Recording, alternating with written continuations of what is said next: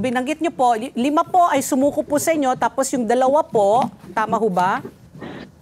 Yung 5 ay sumuko sa Region 3, sa sa Region aking regional director sa Region 3. Okay po. Yun naman pong 2 ay sumuko dito mismo sa Quezon City, sa headquarters namin. Okay. Oo. So, Iisa naman po ang kanilang sinasabi, kaya sila sumuko ay unay wala daw silang kinalaman doon sa mga corporation na yun at pangalawa ay parang nagamit lang nila. Pangatlong reason ay kaya sumuko natatakot sila sa kanilang kaligtasan. Ganun po. Director, meron na ho ba talagang kumbaga watch bulletin para sa mga sumuko po na ito ng mga kasamahan ni Alice Go? May warrant po sila. May warrant, 5 warrant of arrest ang inisyu ng Pasig Court. Puro qualified trafficking.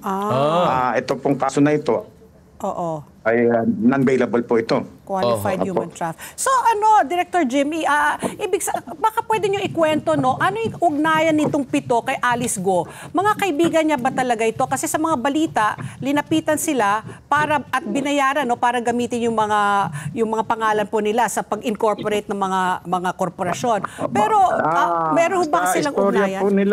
Sa istorya po nila, wala silang kinalaman bakit sila, yung iba, no, nagtataka sila bakit sila naging incorporator nung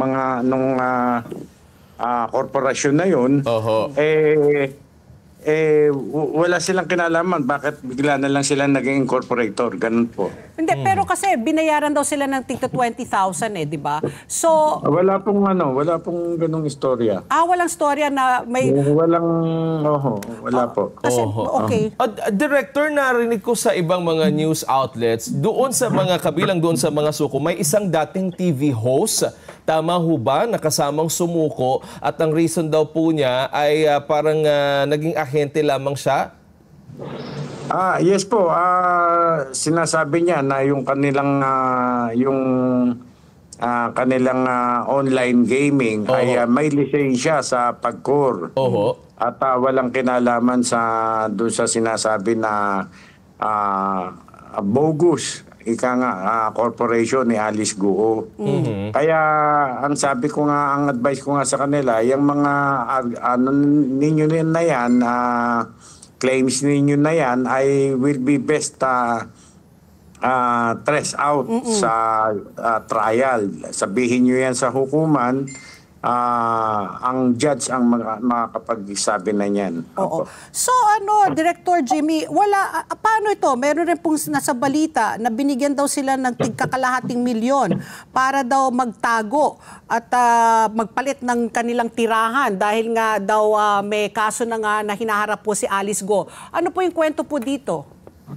Wala po kaming natanggap na ganyan na balita. Kasi nandito po sa periodiko binayaran sila para magtago. Wala po. Kaya nga po sila kusang sumuko. Para malinis nila ang mga pangalan daw nila. So they never met Alice Go in their whole life? Wala po silang kaugnayan? Nagulat rin lang sila? So itong 7 po ito, wala talaga silang... They never met her? They never talked to her? Yung iba they never met her. Yung iba naman nakamit nila pero yun lang parang sa sosyalan lang ganyan. Sino pong nakakilala po kay Alice Go? Can we just get the names po na nagkaroon na po ng ugnayan kay Alice Go? Yun ang nagsabi na host siya ng isang program sa isang istasyon. So isa lang, out of the 7, isa lang po? Hello? Yes po, directors. Naputol lang. Okay. Director, okay. Yung 2 lalaki ay nagsasabi na willing sila na mag-testify against Alice Go. So hindi na namin kinuha yung extent ng kanilang participation. Okay. Ang sinasabi ko nga, kahit na anong sabihin nila sa akin, ay wala akong magagawa naman dahil may kaso na. Kaya yung mga sinasabi ni ay sa hukuman dapat na mailahad. Let's get together. Sunnet 25. Sunnet 25.